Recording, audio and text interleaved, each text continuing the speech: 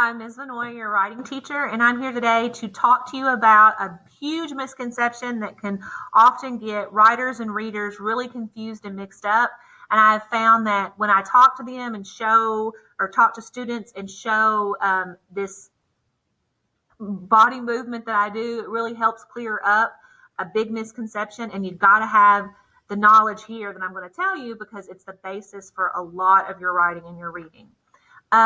Let's go here. We're going to talk about how we find the central idea. I know a lot, no matter what class you're in, you'll hear this in some form or another. Like, what was it about? What were you reading about? When you get ready to write, what are you going to write about? This is so important because you got to be able to know central idea to get to topic sentences, thesis statements, and that kind of thing. But a lot of times I find that students don't have the skill set or like the tools in their toolbox to figure out, oh, okay, I need to figure out what central idea is. Well, how do I figure out what central idea is? So you'll see these little cheesy bitmojis. This kind of copies the movements that I do to remember it. And I do it to myself too often.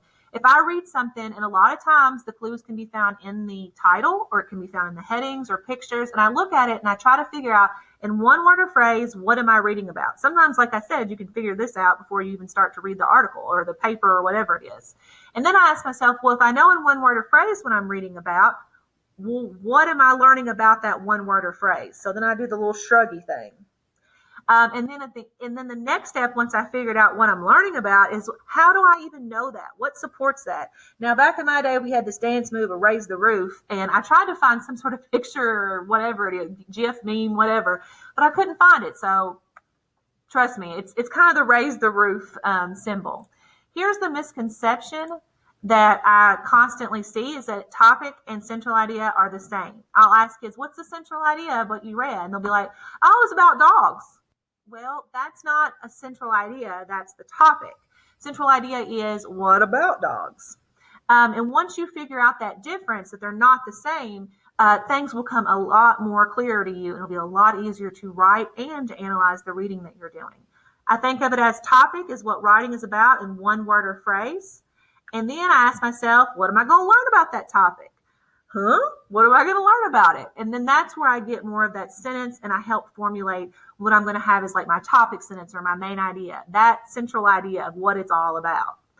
Sometimes I like to use this visual of the triangle, which is the topic, and the central idea is a circle, and those two blocks on the bottom are where I would put supporting details, and that's where I would do kind of the raise the roof symbol. A lot of students like this because they use this in their own writing annotation. They use this in their, like when they're as readers, they put it, that's their reader toolbox. They think as I read, they're going to put a triangle around the topic, circle the central idea. That's one way that helps them as they analyze what they're reading. And it may be a good way for you to edit and revise your work to make sure that you've, in your writing, that you've made it clear what the topic is and what the central idea is. All right, for instance, let's use these pictures as examples of what we might be reading about. In this picture, I know in one word or phrase, it's about a dog. But what about dogs am I learning? Well, it's something about how maybe dogs are beneficial to the military. And that's what I would be writing about. It's about dogs, which is my topic, but what about dogs? They're beneficial to the military. This picture, same topic. Notice we can have the exact same topic. It's both about dogs, but they have very different central ideas. Well, what about dogs here? This is a writing piece about how dogs need to have a strict, healthy diet or they will get in your garbage and eat your junk food. So you need to make sure you're taking care of your dogs in a way that makes them healthy.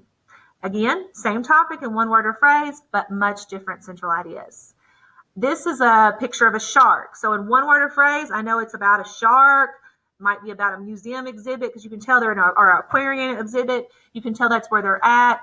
Maybe the central idea here is a new exhibit has opened up at the aquarium in Nashville, Tennessee, or Gatlinburg, Pigeon Forge, wherever it's at, and it's about sharks and how that's beneficial to the new exhibit and the aquarium and people that are visiting this aquarium. All right, this picture, a little bit different. Still, again, the topic is about a shark. Well, what about sharks? Maybe it's something crazy like sharks are good friends to women before they turn into mermaids. I have no idea. But again, we know it's a much different central idea. This picture gives us a preview of the topic, and the central idea is much different than this picture. Same topic, same word, one word or phrase, but different what it's about. And that's what's really important to keep in mind, that topic is not the exact same thing as central idea. And to think about that kinesthetically, especially if you're somebody who likes to move and jump around, this will help you remember it, is to always kind of say to yourself, do this movement, one word or phrase, what's it about, and then how do I know that? What are the supporting details? Hopefully this helped somewhat. Hopefully it helped a lot, because it's a very important skill that you need to have. One of the most important tools in your toolbox is to figure out what topic and central idea is. If you need any help, never hesitate to contact me, Miss Vanoy, email, call the school, get on my Google Classroom, whatever will help. And I hope that this helped, and I hope you have a great day. Thanks. Bye.